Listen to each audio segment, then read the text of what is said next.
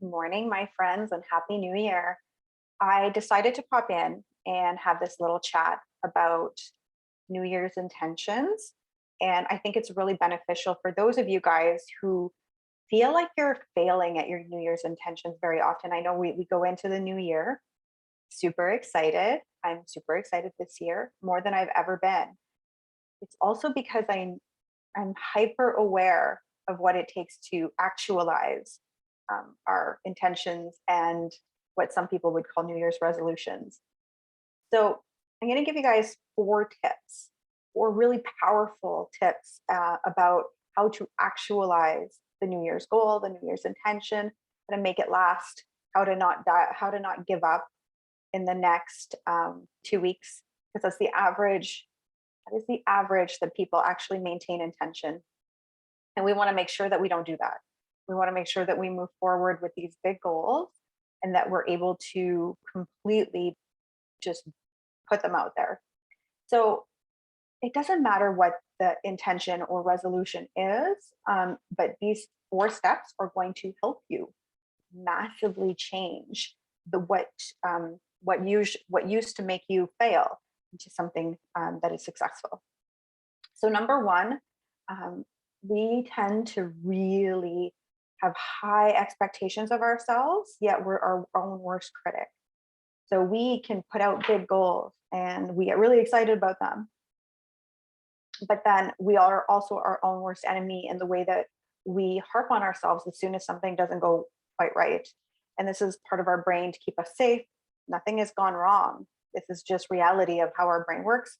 You're trying to tell your brain that it's done the same thing over and over again, that all of a sudden we're doing, as of this day, we're doing something different and we want different results. And the brain is naturally going to be like, well, we're habit driven and this is unsafe. And so we don't want to do that. We don't want to do it at all. Okay, so these are some pretty powerful tips. Here we go. So number one is, rather than choosing 100 goals or even 5, even 4, which I highly recommend. Actually, I'm just telling you guys, just choose 1 or 2. 2 big intentions. Okay.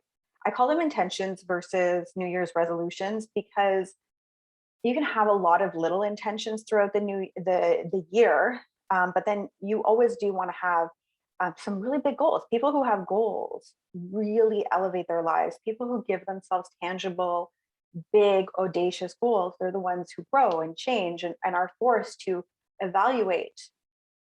And so 1 to 2 goals is max.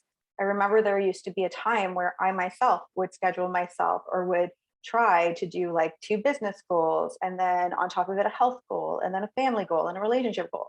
Even though I evaluate those at the end of every single year, and I do set specific intentions of actions I want throughout the year in my relationship area, in my family area. Like, for example, I evaluate, which we're going to talk about at the end of here. That's one of my tips. At the end of the year, I look at and I say, okay, well, last year, what lit me up with my family? What did we do when we were the happiest? And so I intentionally schedule that. So for us, it's in the summer, especially. We really spend a lot of time outdoors. We really spend a lot of time at the beach. We really spend a lot of time walking in nature and hiking. So there's going to be more of that this year, but that's not one of my goals. That's something I already do. And so we really need to differentiate what is the 1 or 2 big goals. So I will share that this year, my goals are business oriented and health oriented, mostly business, which is usually the case in my case, if you're an entrepreneur. So my big goal is to help at least between 25 and 50 people completely turn their lives around in health and wellness. I want to make sure that our communities and our populations are so up leveled. And so I can do that 1 person at a time. I also have some goals to bring in courses that I already have and to really make those successful. And then I have my own personal health goals that I've started today. Now, these are the ones that most people dive into and that are that are the ones that people fail the most. Okay, so then we've got our 2 goals. So if you have a health goal as one of your goals, your brain will have a meltdown. Okay, it will be like, okay, we can do this. We're super excited. We're going to jump on the weight loss train. We're going to join all of these like challenges, these low cost challenges that like literally everybody's going to fall off of in 2 weeks.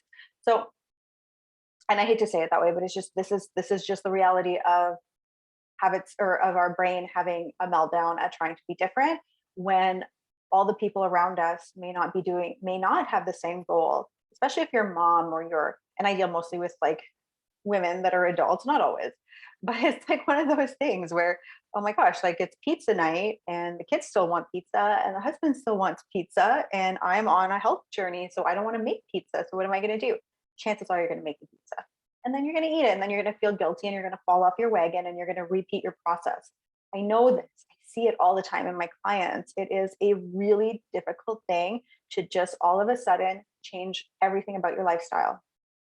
Okay, so number two, that I'm going to give you guys a tip about this. Pick only one or two goals. Okay, preferably if you're doing a big health goal, such as choosing to go plant-based, choosing to all of a sudden you want to lose like a very large amount of weight. Okay, when you're looking at things like that, you really do need to just set one goal, because it's going to consume a lot of changes and personal development of your time you may not have taken into consideration. So number two is write it down. Write that goal down every day in the morning. When you wake up, tell your brain, your reticular system, your RAS brain, that this is what you're looking for. This is what you want. And your brain will naturally look for ways to make you successful, whether it be all of a sudden putting it on your radar that there's an exercise class available, here, and you just see it, a post you would normally have skipped over and not. Maybe it's that all of a sudden you start to notice what other people are buying at the grocery store that are looking really healthy. Maybe it's that your reticular brain, which is what processes information, right? You're not even, people confuse manifestation with just you telling your brain what you want. And you can do this intentionally. You don't have to manifest. You can do this much quicker by just writing what you want down every single day and telling your brain that this is what I want. And so if you're telling your brain that you want health, you want good healing foods, you're going to start to notice that your brain is going to start to look for ways to bring that to you or for you to do it. So it's just like, it's like when you tell yourself, oh, I kind of want a new car. I want it to be red. And then all you see is red cars everywhere. They were always there. You just told your brain you wanted to see them more, because our brain is processing over billions of information every single second. So write it down every day. This is you telling yourself. It can be that simple, right? You can write it down every single day and note that your brain will have a fit. Sometimes when you're writing it down, you tell you can't do this. This is not possible. You're going to tell it, yeah, we can. Thank you. Thank you for reminding me that, I'm still sometimes scared of doing things. So number three is habit stack. So a lot of you guys are going to be doing health and wellness goals again. So I'm going to hop in with those, the health and wellness goals. Same thing with business goals. You want a habit stack. What does that stand for? Well, it's something that I use with my clients all the time, is to look at existing habits that you already have. It's actually quite difficult to build new habits. It really is. That's just the reality of it. We have neural pathways that are literally hardwired a certain way, and to recreate them, it's really the most difficult thing. So one of the great ways to kind of trick our brains around this is that rather than change and overhaul something and start to create something new, look at your habits throughout the day and see which ones are going to create a trigger, a trigger, an action, and a reward. So that means, for example, if I want to start exercising, what part of my day can I really maximize this where I will do it? And I can tell you that for me, when it was this exercise issue, especially if I wanted to exercise first thing in the morning, I would put wherever I don't keep my phone in my room. I keep it just outside the door to my bedroom. It's bad to keep your phones in your room, by the way. So when my alarm would go off, it would force me to get up. I started to put my workout clothing underneath my phone. So I picked it all up. And so I had access to my workout clothes. I would get dressed and I was in my workout clothes, which is the hardest thing to do sometimes. And then I would successfully move forward and do exercising, because I created a habit within a habit. The habit was to pick up my phone. I did that every morning. And then the stacking was that I put my workout clothes with my phone, because I would pick it all up. So that triggered me into an action. The reward was that I had endorphins. I felt great for the whole day. Okay, so start to look at different areas that you can do this in your life. That's how it works. If you want to lose weight, what what are the habits that already exist? First of all, triggers that are bad, triggers that are good. For example, if you want to drink more water, well, then you're going to make sure that your water bottle is probably next to the area where you wake up, and you're going to fill it up and walk around with it for the rest of the day. Whether it be because you know that's going to help you support, healthy weight loss, and everything like that. You're going to probably stop buying certain types of chips, like your favorites. Maybe you're going to notice that at 3 o'clock when you get home, or 4 o'clock when you get home, you're starving, and instead of diving into um, a bag of chips, which is our habit stack, is like to go into the cupboard. You're going to move those chips out of the cupboard, and you're going to put something healthy in there. It's totally that simple sometimes. And then the last one is to evaluate. This is actually the most not done one. And so this is one thing I will teach you that I have learned that was really powerful, is that life, we have spaghetti throwers. That's what most of us are trying to do in life.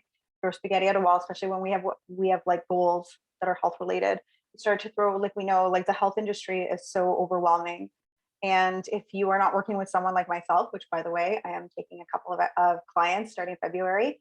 I'm kind of all filled up for January almost. But if you noticed that you're throwing spaghetti at the wall, like, there's so much information out there, right? Like, you're like, do I do keto? Do I do this? Do I do this? Do I do plant-based? Do I do boop, boop, boop, boop.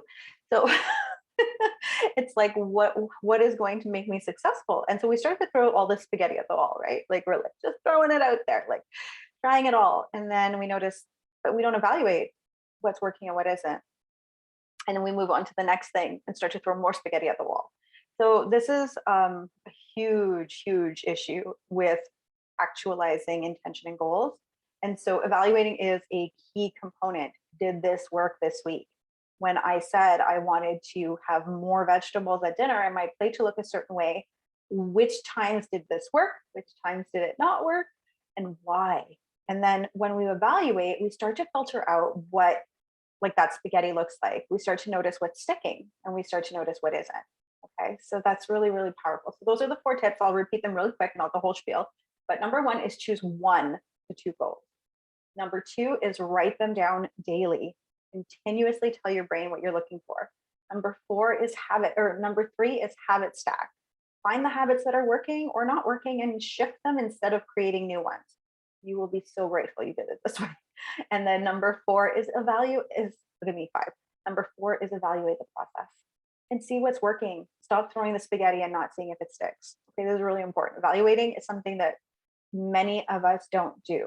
And I was one of those people that was super guilty. So I hope that you like those 4 tips.